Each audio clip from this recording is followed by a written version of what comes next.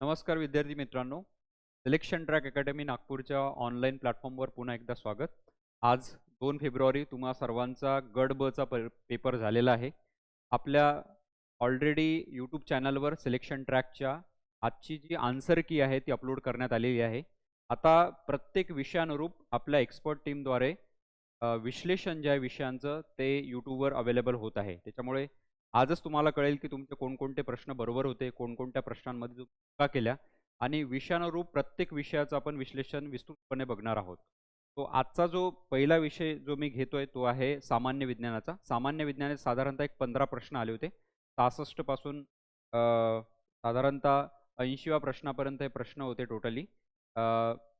Set ए जो paper आहे त्याची मी गोष्ट करतोय. त्यानुसार 66 पासून 80 पर्यंतचे सगळे क्वेश्चन्स होते. प्रत्येक प्रश्नाला आपण व्यवस्थितरित्या समजून घेण्याचा प्रयत्न करणार आहोत. विश्लेषण त्याचं व्यवस्थितरित्या बघूया. आयोगाची आन्सर की जी आहे ते येईलच काही दिवसांनी, परंतु आपली जी आन्सर की आपण अकॅडमीद्वारे टाकलेली आहे त्याचं विश्लेषणचा व्हिडिओ ऑलरेडी आपला गेलेला आहे आणि प्रत्येक प्रश्नाला आपण डिटेलमध्ये समजून घेण्याचा प्रयत्न करूया. तो चला सुरू करूया. पहिला प्रश्न जो आहे सामान्य विज्ञानाचा तो होता शैवाळाच्या संदर्भातला, म्हणजेच अल्गीचे जे ग्रुप्स आहेत ते तुम्हाला विचारले होते. आता हे सामान्य विज्ञानाचे या वर्षीचे जे प्रश्न विचारले होते ते फार जास्त किचकट नव्हते, सिंपल क्वेश्चन्स होते. आपण जेव्हा प्रश्न बघूया तुमच्या लक्षात येईल. मी पण पेपर दिलेलं तुमच्या लक्षात आलं असेल की पेपरमध्ये सामान्य विज्ञानाचे प्रश्न जर बघितले तर ओव्हरऑल बऱ्यापैकी मॉडरेट लेवलचे क्वेश्चन्स होते. मी जर बेसिक प्रॉपरली केलेलं असेल 8वी 9वी 10वी 11वी 12वीचं मोस्ट ऑफ द क्वेश्चन्स त्यावर तुमचे सोपे असते.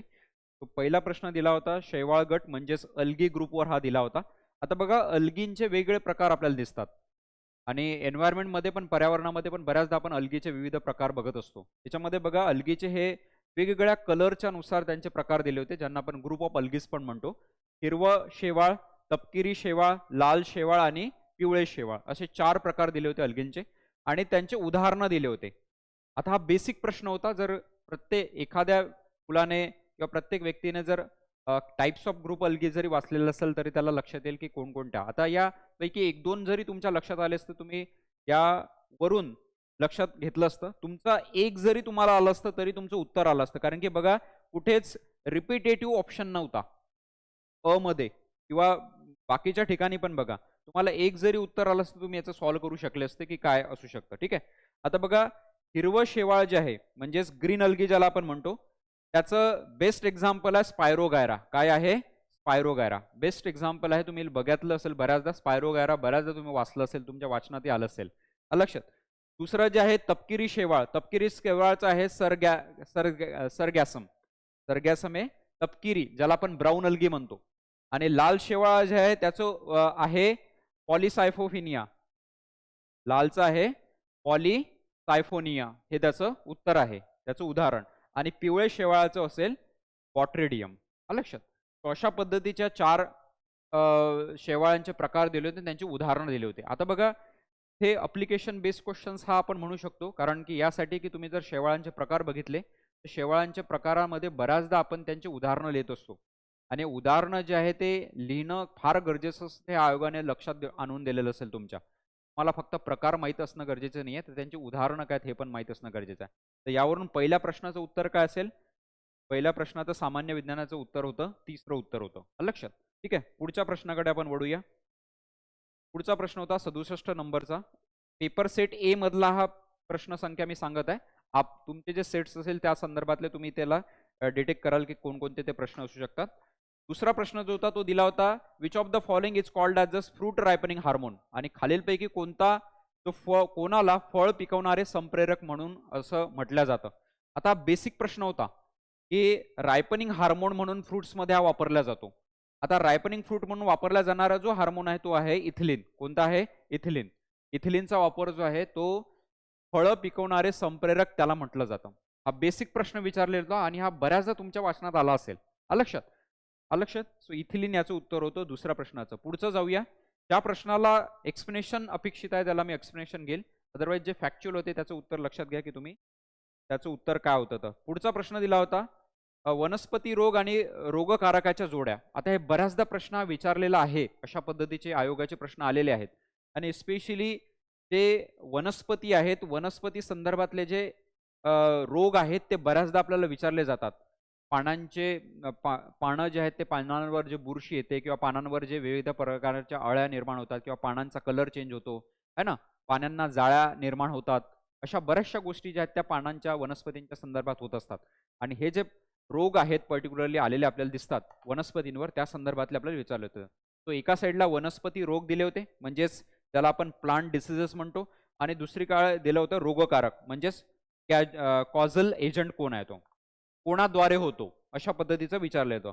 आता बघा, पहिला दिला होता गव्हाची सुटी काजळी, नंतर गव्हाचा खोडावरील काळा तांबेरा, त्याच्यानंतर भुईमुगाच्या पानावरील टिक्का जो आपल्याला बसतो दिसताना बघायला मिळतो, आणि हळदीच्या पानावरील जे ठिपके आपल्याला दिसतात, हे सामान्यतः असणारे प्लांट डिसीजेस आहेत. आणि हे कॉझल एजंटांचे विचारले होते. आता बघा, गव्हाची सुटी काजळी जे आहे ते ऑस्ट्रेलॅगो सेगेटम याच्याद्वारे होताना आपल्याला दिसतं. तो याचं उत्तर होतं तिसरं. एक जरी तुम्हाला माहित असतं तरी इथे पण त्याच पद्धतीने तुम्ही जोड्या लावायचा प्रश्न सॉल्व्ह केला असता. आता पहिल्याचं जर तिसरं आहे तर आपलं ऑलमोस्ट तिसरा आन्सर आलेला आहे. मग बघा, दुसऱ्याचं आपण हे करूया, बरोबर येते का? गव्हाचा खोडावरील जो काळा तांबेरा असतो तो बहुधा पॅक्सिनिया ग्रॅमिनिस जो आहे त्याच्यामुळे आपल्याला होताना दिसतो, आणि त्याच्यामुळे कॅज्युअल एजंट कोणता आहे त्याचा? पॅक्सिनिया ग्रॅमिनिस हा आहे. म्हणजेच दुसऱ्याचं काय होतं? चौथं होतं. आता तिसरा जो आहे भुईमुगाच्या पानावर टीका जो आहे तो आहे जो आहे तो सर्कोस्पोरिडियम पर्सोनेटम. तर तो हे त्याचं दुसरं उत्तर होतं. म्हणजेच तिसऱ्याचं दुसरी ही जी जोडी होती ती होती.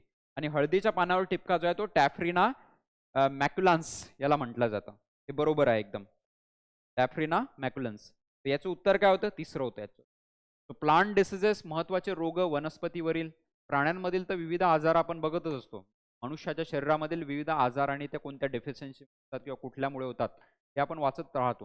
परंतु वनस्पतींचे आजार जे आहेत ते विचारले जातात. यावरचा हा प्रश्न होता यावर्षीचा. त्याचं उत्तर होतं तिसरं. ठीक आहे, पुढचा प्रश्न आपण जाऊया. पुढच्या प्रश्नाकडे वळूया आपण. खालीलपैकी कोणती लस त्वचेच्या थरामध्ये देण्यात येते? आता बघा, दोन प्रकारच्या लसी आपल्याला दिल्या जातात. एक असते ज्याला आपण ट्रान्समस्क्युलर म्हणतो, है ना? म्हणजेच मसल्स टिश्यूजमध्ये दिल्या जातात, है ना?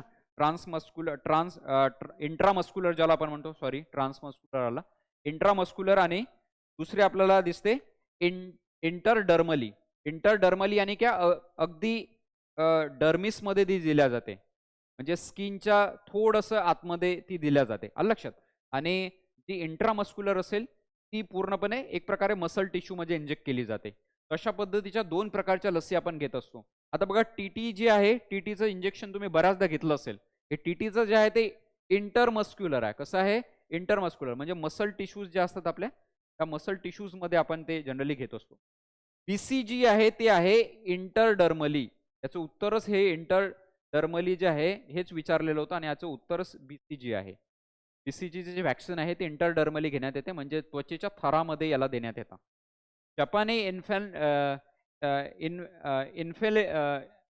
इन्सेफॅलिटीस जो आहे, जॅपनीज इन्सेफॅलिटीस जो आहे त्याचे पण इंटरमस्क्युलर दिलं जातं, इंटरमस्क्युलर आहे. आणि पित्त ज्वर जो आहे, पित्त ज्वर पण ज्याला आपण येलो फिवर म्हणतो, याला पण इंटरमस्क्युलरच दिला जातं. मसल टिश्यूज मध्ये यांना दिल्या जातं, इंजेक्ट केल्या जातं किंवा वॅक्सिन दिल्या जाते. या पद्धतीने याचं उत्तर काय होतं? बीसीजी. सिंपल प्रश्न होता हा, फार किचकट प्रश्न नव्हता. परंतु वॅक्सिन्स, इंजेक्शन, इंटरमस्क्युलर आणि इंटरडर्मली जर तुम्ही वाचलं असलं तर तुम्हाला हा प्रश्न सोडवता आला असता. पुढचा प्रश्न आपण बघूया. पुढचा प्रश्न आणखी एक दिला होता, तो म्हणजे बायोमेडिकल कचरा.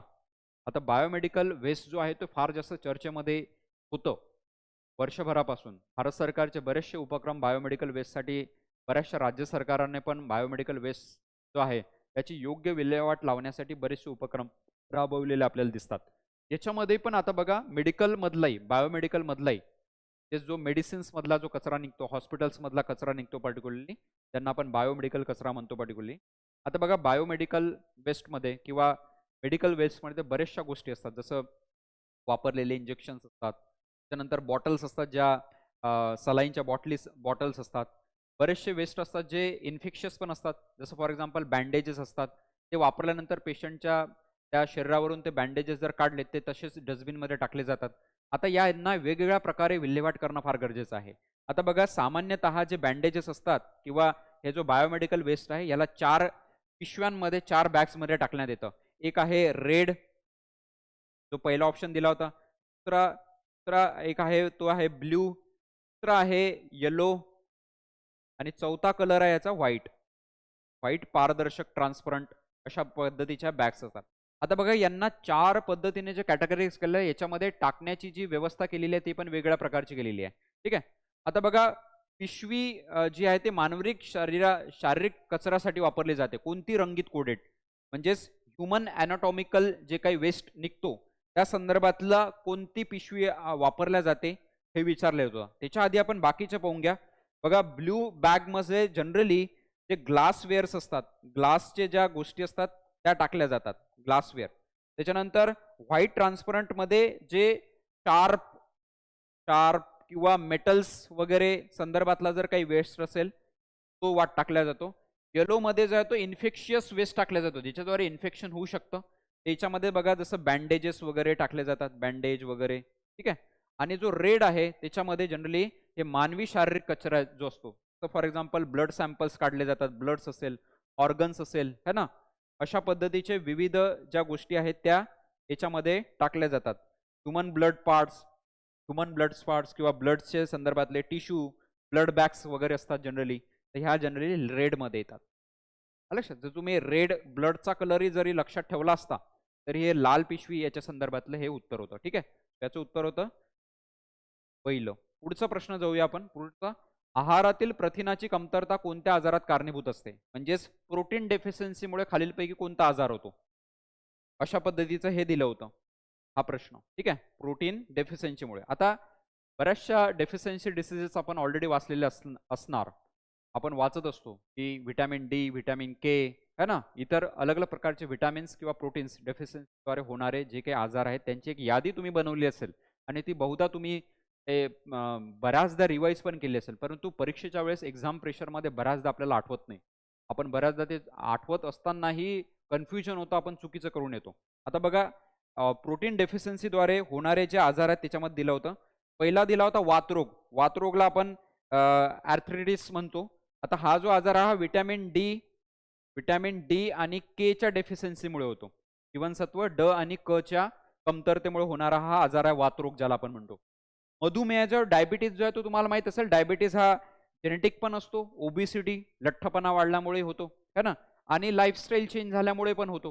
वेगवेगळ्या गोष्टीमुळे डायबिटीज होताना आपल्याला दिसतं. तरुण वर्गामध्ये पण मोठ्या प्रमाणात डायबिटीजचं प्रमाण जे आहे ते वाढलेलं आहे.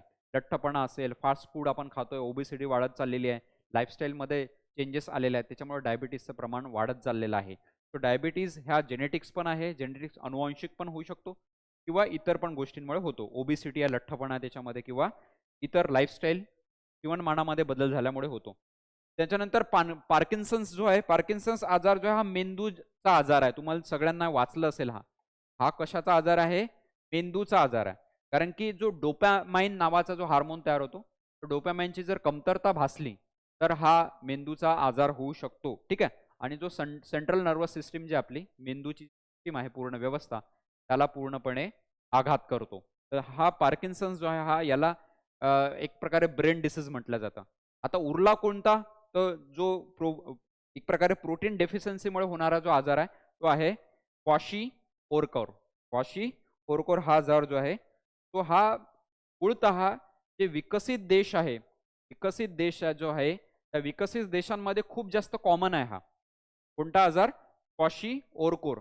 आणि हा जो आहे हा प्रथिनांची कमतरता असल्यामुळे, कारण की डाएटमध्ये प्रथिनांची कमतरता आपल्याला डेव्हलपिंग कंट्रीजमध्ये मोठ्या प्रमाणात दिसते आणि त्या कमतरतेमुळे मोठ्या प्रमाणामध्ये हा आजार डेव्हलपिंग विकसित देशांमध्ये आपल्याला होताना दिसतो. प्रथिनांच्या कमतरतेमुळे होणारा आजार जो आहे तो होता क्वाशी-ओरकर. याचं उत्तर होतं 30. पुढचा प्रश्न आपण बघूया. पुढचा प्रश्न दिला होता, सस्तन प्राण्यांच्या लक्षणांसंदर्भात खालील लक्षणे काय असतात, है ना. हा आता सिंपल दिलेला आहे. मी जर बेसिक वाचलेलं असेल मॅमल्स संदर्भातलं, हा बेसिक प्रश्न दिलेला होता. मॅमल्समध्ये काय काय काय गोष्टी असतात, याला कॅरेक्टरिस्टिक्स पण आपण म्हणतो. हे नाही, कॅरेक्टरिस्टिक्स भरपूरदा तुम्ही वाचलेले असतील, वैशिष्ट्य ज्याला आपण म्हणतो एक प्रकारे मॅमल्सचे. आता वैशिष्ट्य बघा काय काय दिले होते. पहिला दिला होता अंगावर केस असतात, ऑब्विसली फर वगैरे आपल्याला दिसतातच अंगावर, है ना. मोस्ट ऑफ द मॅमल्सच्या अंगावर दिसतात. म्हणजेच पहिला ऑप्शन अ तर बरोबर होता. आता अ जर बरोबर आहे तर इथं लगेच तुम्ही ऑप्शन इलिमिनेट करून टाकायचा. कोणता? दुसरा इलिमिनेट झाला तुमचा. म्हणजे आपल्याला आता या 3 ऑप्शन्स बद्दलच चर्चा करायची आहे जास्त. ठीक आहे. आता बघा पहिला, तिसरा आणि चौथा हे यापैकी आपला ऑप्शन असेल. दुसरा आपण बघूया की त्यांचं जे हृदय आहे त्याला 3 कप्पे असतात. आता मॅमल्स बघा, मॅमल्समध्ये 4 कप्प्यावालं हृदय असते. किती? 4 कप्प्यांचं हृदय असते. 4 ज्याला आपण म्हणतो एक प्रकारे चेंबर्ड हार्ट असतं त्यांचं. तर हा ब तर निघाला याच्यामधला. ब हे ऑप्शन काय होतं? चुकीचं होतं. ब ऑप्शन जर चुकीचा आहे तर हा तुमचा पहिला ऑप्शन निघून गेला याच्यामध्ये. आलं लक्षात? आता बघा तिसऱ्या आणि चौथ्यामध्ये क दिलेला आहे. आता क ऑप्शन तुम्ही वाचला नाही तरी चालते. क हे ऑप्शन बरोबरच असेल कारण की दोन्ही ऑप्शनमध्ये ते दिलेलंच आहे. तर मादीमध्ये स्तनग्रंथी असतातच ऑब्व्हियसली. मॅमल्समध्ये आपल्याला दिसतात. आणि आता चौथा ऑप्शन आपल्याला पाहिजे की काही सस्तन प्राणी अंडी घालतात. म्हणजेच काय की सम मॅमल्स ले एग्स. आणि हे ऑप्शन बरोबर होतं, बरोबर आहे. काही सस्तन प्राण्यांमध्ये आपल्याला अंडी घालताना पण ते दिसतात. आलं लक्षात? तो याचं उत्तर काय होतं? अ क ड. म्हणजेच काय उत्तर होतं याचं चौथं. आलं लक्षात? अ क ड. ठीक आहे. तो 72 नंबरचा ए सेट मधल्या प्रश्नाचं उत्तर होतं ड. चौथं उत्तर. पुढचं जाऊया आपण आता. पायसेस. पायसेस या वर्गामध्ये जे मासे मोडतात त्या संदर्भातलं दिलं. आता पायसेसचा अर्थ ऑब्व्हियसली होतो मीन. 12 राशी आहे त्याच्याबद्दल एक मीन राशी आहे. मीन राशीचं चिन्हही तुम्ही बघितलं असेल मास्याचं आहे. लक्षात? तर त्या संदर्भातला प्रश्न दिला होता पायसेसचा. आता बघा त्यांच्या संदर्भातलं हेच दिलं होतं की they are completely adapted to activated life. म्हणजेच ते पूर्णतः जलीय जीवनामध्ये रूपांतरित झालेले असतात ऑब्व्हियसली. या मास्यांमध्ये स्वतःला रूपांतरित करण्याची मोठी क्षमता अस्तित्वात आलेली आपल्याला दिसते. ॲडॅप्टिव्ह असतात. तेही चेंज जर झाला तर लगेच स्वतःला अडॅप्ट करतात ते. अशा पद्धतीचे मासे असतात. तर पायसेसमध्ये ही एक क्षमता आपल्याला दिसते. अ ऑप्शन आपलं बरोबर होतं. अ जर आपलं आहे तर बघा चारही ऑप्शनमध्ये अ तर होताच. म्हणजे अ तर आपलं बरोबर आहे. त्यांना हृदयाचे 3 कप्पे असतात. म्हणजेच 3 चेंबर्ड हार्ट असते का? तर नाही. 2 चेंबर्ड हार्ट असते. किती? 2 चेंबर्ड हार्ट. म्हणजे 2 कप्पे असलेलं यांचं हृदय असतं. आता हा ऑप्शन गेला तुमचा चुकीचा. प जर गेला तुमचा तर बघा इथला चौथा निघून गेला आणि दुसराही निघून गेला. आता आपल्याकडे हे 2 ऑप्शन उरले होते. अ आणि फक्त अ म्हणजेच पहिलं आणि तिसरं. आता पहिलं तर बरोबर आहे. आता तिसरं बघूया. ते इतर शीतरक्ताचे प्राणी आहेत. शीतरक्ताचे म्हणजे काय? कोल्ड ब्लडेड आहेत का ते? तर ते कोल्ड ब्लडेड आहे. हा ऑप्शन बरोबर आहे. ॲनिमल्स कसे आहेत? कोल्ड ब्लडेड असतात. बरोबर आहे. आणि आता इथं आपलं उत्तरच तयार झालं. तिसरं उत्तर असेल. ड तर तुमचं बरोबर की त्यांच्या शरीरावर स्केल्स किंवा खवले असतात. तर स्केल्स असतात यांना. माशांच्या यांच्या शरीरावर स्केल्स असतात. हे ड पण बरोबर. तर तुम्हाला काही प्रश्नांमध्ये एलिमिनेट पण करता आलं पाहिजे की ऑप्शनला कसं आपण एलिमिनेट करू. परंतु एलिमिनेटसाठी पण तुम्हाला काही 4 पैकी 2 ऑप्शन्स बद्दल बेसिक माहिती असलीच पाहिजे. एलिमिनेट असंच तुम्ही वापरू शकत नाही. तुमचं उत्तर चुकू शकतं. त्यामुळे एलिमिनेशनसाठी पण ॲटलीस्ट तुम्हाला 50 to 60% माहिती हवी असते. त्या प्रश्नाबद्दलची किंवा त्या कन्सेप्टबद्दलची. आलं लक्षात? याचं उत्तर काय होतं? तिसरं उत्तर होतं. पुढचा प्रश्न जाऊया आपण. पुढचा प्रश्न दिला होता हायड्राच्या नेमॅटोब्लास्टमध्ये सापडणाऱ्या विषाचे नाव सांगा. यांनी name of the poison found in the nematoblasts of the hydra. आता हायड्रा तुम्हाला माहित आहे. हायड्राबद्दल तुम्ही बऱ्याचदा वाचलं असेल. हायड्राबद्दल तुम्ही बऱ्याचदा वाचलं असेल की जे एक प्रकारे सूक्ष्म जीव असतात. हायड्रा कोण असते? मग जीव असतात हे सूक्ष्मजीव एक प्रकारे ते वर्म्स किंवा लार्वा खाताना आपल्याला दिसतात. आलं लक्षात? आणि याच्यामध्ये उदाहरण तुम्ही जर घेतलं तर जेलीफिश आहे किंवा कोरल्स आहेत जे हायड्राचं एक उदाहरण आहे. ठीक आहे. आता name the poison found in the nematoblast of the hydra. Nematoblast म्हणजे काय की हायड्राच्या शरीरावर हे नेमॅटोब्लास्ट असतात आणि याच्यामध्ये एक पॉइझन आपल्याला बघायला मिळतं ज्याच्याद्वारे ते कोणालाही एक प्रकारे काय करू शकतात? शिकार बनवू शकतात पॉइझनचा वापर करून. आलं लक्षात? तर हे पॉइझन काय ते विचारलं तुम्हाला. आता बघा ग्लुटॅथायोन जो आहे हा जो पॉइझन दिलेला आहे हा लिव्हरद्वारे तयार केला जातो. कोणाद्वारे? शरीरातील लिव्हरद्वारे हा तयार केला जातो. ठीक आहे. तो टिश्यू जे असतात आपल्या शरीरामधले त्या टिश्यूजला रिपेअर आणि रिबिल्ड करण्यासाठी वापरला जातो. त्याला रिपेअर करणे, पुन्हा स्थितीत आणणे यासाठी हा वापरला जाणारा हा पॉइझन आहे पर्टिक्युलर. एक प्रकारे हार्मोन आपण म्हणू शकतो, प्रोड्यूस बाय दी लिव्हर.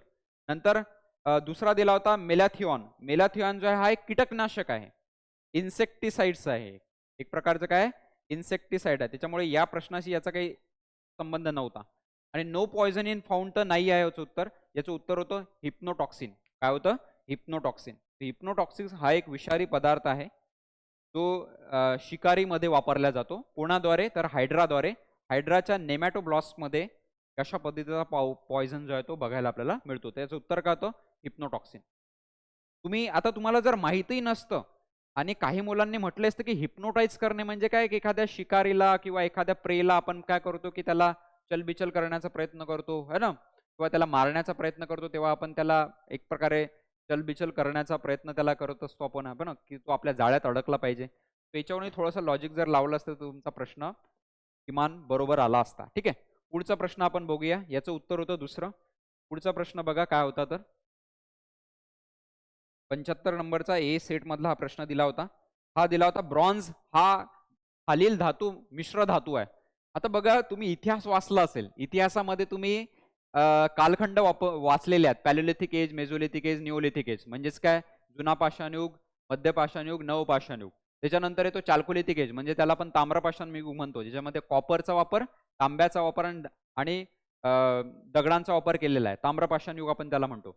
नंतरचा जो एज येतो ज्याला सिंधू घाटी सभ्यता पण आपण म्हणतो, तो युग जो आहे तो आहे ब्रॉन्झ सिव्हिलायझेशन, ज्याला आपण एक प्रकारे ब्रॉन्झ एज सिव्हिलायझेशन पण म्हणतो. लक्षात, हडप्पा संस्कृती ज्याला किंवा हडप्पा सभ्यता ज्याला आपण म्हणतो. हडप्पा सभ्यताच्या दौरान सर्वात महत्त्वाचा जो मेटल वापरला होता तो ब्रॉन्झच होता. आणि त्यामध्ये बऱ्याच तुम्ही वाचलं असेल. हा जरी सायन्सचा प्रश्न होता, बेसिक सायन्सचा प्रश्न होता, तरी इतिहासाची पण त्याची लिंकेजेस कशी होती बघा, की आपलं जे युग आहे ब्रॉन्झ एज सिव्हिलायझेशन, ज्याला आपण सिंधू घाटी सभ्यता पण म्हणतो, तर याच्यामध्ये ब्रॉन्झचा वापर केला होता. आणि ब्रॉन्झ जो आहे तो बनवला जातो कॉपर आणि त्याच्यासोबत टीन मिसळून. आता ब्रॉन्झ जो आहे तो बनवला जातो, कॉपर जे आहे, कॉपर साधारणतः 88% असतं याच्यामध्ये, आणि जे टीन असतं ते साधारणतः 12% मिसळलं जातं. आता हा ब्रॉन्झ जो आहे तो ॲलॉय आहे कॉपर आणि टीनचा आपण म्हणू शकतो. आणि आता इथं तुम्हाला मेन अडचण होती की कॉपरचा तो सिम्बॉल तुम्हाला लक्षात आला असेल, इथं Cu आहे, कारण की तो Cu कॉमन दिलेला आहे. आता ज्या लोकांना एलिमेंट किंवा त्यांचे सिम्बॉलच माहित नाही, त्यांच्यासाठी हा प्रश्न ऑब्व्हियसली कठीण होता. आता बघा, इथं तर तुम्ही झिंक Zn आहे, तर हा झिंक आहे, हा तर कटला हो. निकेल आहे Ni, तर हा पण कटला. Pb जो आहे तो आहे लीड, हा लीडचा सिम्बॉल आहे. मग उरला कोणता? Sn म्हणजे टीनचा हा सिम्बॉल आहे. याचं उत्तर होतं. खूपच सिंपल प्रश्न विचारला होता आयोगाने. आलं लक्षात? ठीक आहे. तो जसा राज्यसेवेमध्ये यावर्षी प्रश्न विचारला होता, सिंधू नदी जी आहे त्याची कोणती उपनदी नाही आहे, है ना. आयोग बऱ्याचदा आयोगाच्या प्रश्नामध्ये किंवा प्रश्नपत्रिकेमध्ये एखादा फारच इझी प्रश्न आपल्यासाठी टाकून देतो की यार हा इतका सोपी प्रश्न कसा का टाकला. तर एकदम सिंपल प्रश्न होता. Cu आणि Sn जो आहे तो खालील धातूचा मिश्र धातू आहे, कोणत्या? ब्रॉन्झ धातूचा. ठीक आहे. नंतर पुढचा प्रश्न आपण बघूया. पुढचा प्रश्न दिला होता की रासायनिक उद्योगांमध्ये म्हणजे केमिकल इंडस्ट्रीजमध्ये झिओलाइटचा उपयोग काय म्हणून केला जातो. आता केमिकल इंडस्ट्रीजमध्ये बघा, जसं फॉर एक्झाम्पल ऑइल रिफायनरीज असतील, ऑइल रिफाईन करणाऱ्या ज्या फॅक्टरीज असतात, केमिकल फॅक्टरीज ज्या असतात, किंवा पाण्याचं शुद्धीकरण असेल, किंवा पेट्रोकेमिकल्स जे असतात, म्हणजे क्रूड ऑइलमधून जे पेट्रोकेमिकल्स आपण वेगळे बाहेर काढतो, ते या रासायनिक इंडस्ट्रीजमध्ये किंवा रासायनिक उद्योगांमध्ये जो लाईट आहे याचा उपयोग जो आहे तो कॅटलिस्ट म्हणून केला जातो. कशात? काय म्हणून? उत्प्रेरक म्हणून केला जातो. तर याचं उत्तर लुब्रिकंट म्हणून पण नव्हता, मॉडर्न म्हणून पण नव्हता, ज्याला आपण रंगबंधक म्हणतो, आणि ॲलॉय म्हणून पण नव्हता, मिश्र धातू म्हणून पण वापर केला जात नाही. तर ॲज अ कॅटलिस्ट म्हणून केला जातो. कशाचा? झिओलाइटचा वापर. त्याचं उत्तर होतं सिंपल, पेट्रोकेमिकल इंडस्ट्रीज, रिफायनरी इंडस्ट्रीजमध्ये झिओलाइटचा मोठ्या प्रमाणात वापर केला जातो ॲज अ कॅटलिस्ट म्हणून किंवा उत्प्रेरक म्हणून. त्याचं उत्तर होतं पहिलं. पुढचा प्रश्न जाऊया आपण. पुढचा प्रश्न होता 100%. आता हा न्यूमेरिकल बेस्ड प्रश्न होता, परंतु खूपच इझी होता. खूपच इझी हा प्रश्न दिला होता की 100% अभिक्रिया आणि पुनर्प्राप्ती लक्षात घेऊन, म्हणजेच 100% रिॲक्शन आणि रिकव्हरी जर आपण कन्सिडर केली, फॉर्मल्डिहाइड्स म्हणजे त्याचा केमिकल फॉर्म्युला कोणता आहे? HCHO. 2 मोल पासून किती ग्राम हायड्रोजन मिळू शकते, आणि त्याचे नंबर्स ऑब्व्हियसली अनुभार पण दिले होते इथे, त्याला आपण ॲटॉमिक वेट्स पण म्हणतो. आता बघा, जर आपण फॉर्मल्डिहाइडची म्हणजेच एच, इथे मी रिॲक्शनच दाखवतो तुम्हाला, HCHO प्लस कशाची रिॲक्शन म्हटलेलं, हायड्रोजन गॅसची, म्हणजेच याच्यामध्ये मला सांगा ऑक्सिडेशन होईल की रिडक्शन होईल? ऑब्व्हियसली रिडक्शन रिॲक्शन होईल. कोणती रिॲक्शन होईल? रिडक्शन नावाची रिॲक्शन होईल येते. ॲडिशन ऑफ हायड्रोजन म्हणजे रिडक्शन है ना, ऑक्सिडेशन इथं होणार नाही. आता याचा प्रॉडक्ट काय निघेल, बाय प्रॉडक्ट काय निघेल? CH3OH, म्हणजेच याचा बाय प्रॉडक्ट काय निघाला? मिथॅनॉल. काय निघाला? मिथॅनॉल. हे प्रॉपरली रिॲक्शन आहे, लक्षात. मिथॅनॉल याच्यामधून आपल्याला मिळेल. आता आपल्याला मोलच्या तुलनेमध्ये ग्राम काढायचे आहेत, लक्षात. आता बघा मॉलिक्युलर वेट काय आहे हायड्रोजनचं, इथं मॉलिक्युलर वेट बघा. मॉलिक्यूल जो दिलेला आहे H2, एक Hचं वेट किती आहे? 1 आहे. ठीक आहे, याचं किती आहे? 1 आहे. तर H2चं किती असेल? 2 असेल. H2चं किती असेल? 2 असेल. म्हणजेच काय, 2 मोल्स ऑफ हायड्रोजन म्हटलेलं आहे इथं. 2 मोल्स ऑफ हायड्रोजन पासून किती ग्राम हायड्रोजन मिळू शकेल? आता 2 moles of hydrogen gas is equal to 4 grams of hydrogen आपण म्हणतो. काय म्हणतो? 4 grams of hydrogen H2 gas. हा सिंपल फॉर्म्युला तुम्ही बऱ्याचदा वाचला असेल. त्याच्या दुप्पट करायचं सिंपल येते. इथं याचं उत्तर काय होतं? 4 ग्राम. सिंपल हा प्रश्न दिला होता आयोगाने. तो न्यूमरिकल्स पण फार काही किचकट आलेले नव्हते आयोगाच्या यावर्षीच्या गट ब च्या परीक्षेमध्ये. पुढचा प्रश्न आपण बघूया. खालील विधाने चुकी बरोबर हे लक्षात ठेवा. म्हणजे बरोबर ते सांगा, आपल्याला विचारलं होतं इथं. आता बघा, हे अप्लिकेशन बेस्ड क्वेश्चन आहे. मी बऱ्याचदा solar PV technology, solar thermal हे जे तंत्रज्ञान आहे याबद्दल वाचलं असेल परीक्षेच्या अनुषंगाने. आता हे सोलार PV टेक्नॉलॉजी जे आहे याच्यामध्ये बघा, सूर्यापासून जे उत्सर्जित ऊर्जा असते ते सरळ विद्युत ऊर्जेमध्ये रूपांतरित केले जाते. म्हणजेच जे सन पासून मिळणारी जी सोलार रेडिएशन एनर्जी असते ती डायरेक्टली इलेक्ट्रिकल एनर्जीमध्ये कन्वर्ट केल्या जाते. हा ऑप्शन बरोबर आहे, सोलार PV. लक्षात. नंतर सोलार थर्मल तंत्रज्ञानामध्ये सूर्यापासून उत्सर्जित ऊर्जेचे उष्णता ऊर्जेत रूपांतर केले जाते, हे पण बरोबर होतं. त्यामध्ये सोलार रेडिएशन एनर्जी जी आहे ती हीट एनर्जीमध्ये कन्वर्ट केल्या जाते. हा पण ऑप्शन काय होता? बरोबर होता. आणि तिसरा ऑप्शन थोडासा कन्फ्युजनसाठी टाकण्यात आला होता की जैविक पदार्थांमध्ये फक्त नायट्रोजन असतो. म्हणजेच बायोमास मटेरियलमध्ये फक्त काय नायट्रोजन असते? बिलकुल नाही. याच्यामध्ये कार्बन पण असतं. काय असतं? कार्बन पण असतं. ठीक आहे, त्याच्यानंतर ऑक्सिजन पण असतं, कार्बन असतं, ऑक्सिजन असतं याच्यामध्ये. त्याच्यासोबतच आपल्याला हायड्रोजन पण दिसतं आणि इतर घटक पण आपल्याला दिसतात, अदर्स पण असतात त्याच्यामध्ये. ठीक आहे, जैविक पदार्थांमध्ये बाकीचे पण आपल्याला घटक दिसतात. जैविक आणि अजैविक घटक तुम्ही पर्यावरणामध्ये वाचले असतील, लक्षात. तर जैविक पदार्थांमध्ये हे बाकीचे पण घटक आहे. म्हणजेच पहिला आणि दुसरा ऑप्शन काय? बरोबर आहे. आणि तिसरा ऑप्शन काय? चुकीचा आहे. तर इथे ऑप्शन काय होता? हा होता दुसरा नंबरचा. फर्स्ट ऑप्शन बरोबर, दुसरा ऑप्शन बरोबर, तिसरा ऑप्शन चुकीचं. तो उत्तर काय होतं? करेक्ट, दुसरं. पुढचा प्रश्न आपण बघूया. पुढचा प्रश्न होता 79 नंबरचा, सेट ए मधला. आता प्रश्न बघा, दिला होता की दट्ट्यापुढे मागे हलवून द्रव असलेल्या सिलेंडरमध्ये कोणत्या प्रकारचे तरंग निर्माण होतात? म्हणजेच what kind of waves are produce in a cylinder containing a liquid by moving its piston back and forth. Piston जर बॅक अँड फोर्थ असं जर हलवलं, पण समजा आता सिलेंड्रिकल आपण एक हेच घेऊया. ठीक आहे, हा मी एक मीडियम घेतला सिलेंड्रिकल. ठीक आहे, सिलेंड्रिकल मीडियम. आणि हा कसं आहे? लिक्विड मीडियम घेतलेला आहे. काय घेतलेला आहे? लिक्विड. ठीक आहे, लिक्विड मीडियम घेतला. आता याला जर back and fourth me move केलं तर यांनी म्हटलेलं आहे की कोणत्या प्रकारचे वेव्स प्रोड्यूस होतील याच्यामध्ये. कोणत्या प्रकारचे वेव्स जे आहेत ते तरंग याच्यामध्ये तयार होतील हे विचारलं होतं. आता बघा, नेहमी लक्षात ठेवा की चाहे सॉलिड असो, लिक्विड असो किंवा गॅसेस मीडियम असो, सिलेंड्रिकल मीडियम कुठलेही असेल तर त्याच्यामध्ये अणुतरंग तयार होतात. कोणतं? Longitudinal waves. आणि लॉन्जिट्युडनल वेव्स जे असतात ते पॅरलल टू द प्रोपॅगेशन असतात. Parallel to the direction of the propagation. Parallel असतात, परपेंडिक्युलर नसतात. लक्षात. Parallel to the direction of the propagation असतात. लक्षात. आणि त्याच्यामुळे याचं उत्तर काय होतं? लॉन्जिट्युडनल. पहिलेच उत्तराचं दिलेलं होतं. लक्षात. आता तुम्हाला जर बेसिक फिजिक्स जर तुम्ही वेव्स वगैरे बद्दल वाचलं असेल, ट्रान्सवर्स वेव्स किंवा लॉन्जिट्युडनल वेव्स है ना, अवतरंग आणि अनुतरंगाबद्दल तुम्हाला हे बेसिक प्रश्न आता होता. आणि शेवटचा जो प्रश्न होता या वर्षीच्या गट ब मधल्या सामान्य विज्ञानाचा, तो होता हा शेवटचा प्रश्न. विद्युत चुंबकीय वर्णपटामध्ये दृश्य प्रकाशाच्या तरंग लांबीची व्याप्ती किती असते? आता हा पण एक बेसिक प्रश्न होता. जर हा तुमच्या वाचनात आलं असेल तर तुम्ही हा सोडवला असता. पण बऱ्याचदा या प्रश्नांमध्ये कन्फ्युजन होते. कशाची वेव्हलेंथ किती आहे? वेव्हलेंथ काढायची होती आपल्याला. वेगवेगळ्या पद्धतीचे लाईट्स जे असतात ते येत असतात. तर सूर्यप्रकाश पण वेगवेगळ्या लाईट्समध्ये रेजमध्ये येत असतो पृथ्वीवर. फक्त UV रेजच नसतात. व्हिजिबल लाईट पण असते, इन्फ्रारेड रेज पण असतात आणि अदर रेज आपल्याला दिसतात. आलं लक्षात? तर त्याच्यामध्ये बघा यामध्ये वेव्हलेंथ विचारली होती की इन इलेक्ट्रोमॅग्नेटिक स्पेक्ट्रम एका विद्युत चुंबकीय वर्णपटामध्ये what is the wavelength range of visible light म्हणजेच तरंग लांबीची व्याप्ती दृश्य प्रकाशाच्या तरंग लांबीची व्याप्ती किती आहे? दृश्य प्रकाश व्हिजिबल लाईट जो आहे त्याची आहे का? जसं आता बघा ऑप्शन इथं दिले होते. पहिला ऑप्शन जो दिला होता तो 1 मिलीमीटर ते 700 नॅनोमीटर. आता 1 मिलीमीटर ते 700 नॅनोमीटर ही जी रेंज आहे ही आहे इन्फ्रारेड प्रकाशांची किंवा तरंग लांबी जी आहे ती कशाची आहे? इन्फ्रारेड वेव्हची आहे. कोणाची आहे? इन्फ्रारेड वेव्हची आहे.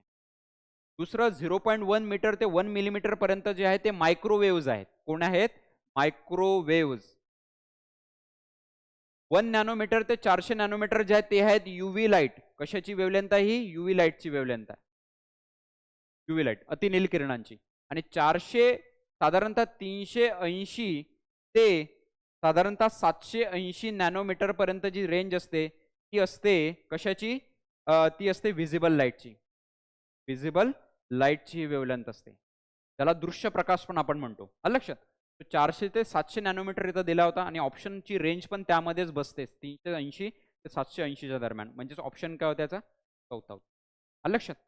तो अशा पद्धतीचे आयोगाचे 15 प्रश्न होते सामान्य विज्ञानाचे यावर्षीच्या गट ब 2025च्या परीक्षेमधले विद्यार्थी मित्रांनो. आय होप की तुम्ही जास्तीत जास्त प्रश्न योग्य करण्याचा प्रयत्न केला असाल. यानुसार तुम्हाला आपली जी प्रश्नपत्रिका आहे त्याच्यावर किंवा तुम्ही जे उत्तर सोडवलेले आहेत ते तुम्हाला लक्षात घ्यायचे आहेत. ठीक आहे. आयोगाची उत्तरपत्रिका तर येणाऱ्या काळामध्ये येईलच. परंतु आपल्याला एक्सपेक्टेड कळायला पाहिजे की आपले किती प्रश्न बरोबर आले, किती प्रश्न चुकीचे आले. आणि निराश होऊन बिलकुल पुढे जायचं नाहीये. कारण की येणाऱ्या काळामध्ये 4 मेला आपल्यासाठी आणखी एक नवा चान्स आहे ऑब्व्हियसली गट क च्या बाबतीमधला. त्याच्यामुळे निराश होऊ नका. ते जास्तीत जास्त प्रश्न सोडवले असतील आणि बाकीचे जे एरियाज तुम्ही सोडवले असतील त्याच्यामध्ये बहुधा तुमचे जर प्रश्न बरोबर आले असतील होऊ शकते की तुमचे प्रिलिम्स निघून जाईल. आलं लक्षात? आणि बाकीच्या विषयांचे विश्लेषण पण आपल्याला आपल्याच या सिलेक्शन ट्रॅक अकॅडमीच्या यूट्यूब चॅनलवर तुम्हाला अवेलेबल होणार आहे. त्याच्यामुळे त्यालाही तुम्ही बघा आणि बाकीच्या प्रश्नांमध्ये तुमचा सक्सेस रेट किती आहे, किती प्रश्न बरोबर आले, किती प्रश्न चुकले याचं पण विश्लेषण करून घ्या लवकरात लवकर. तो पुढच्या आणखी एका विश्लेषणासोबत भेटूया. All the best. थँक्यू.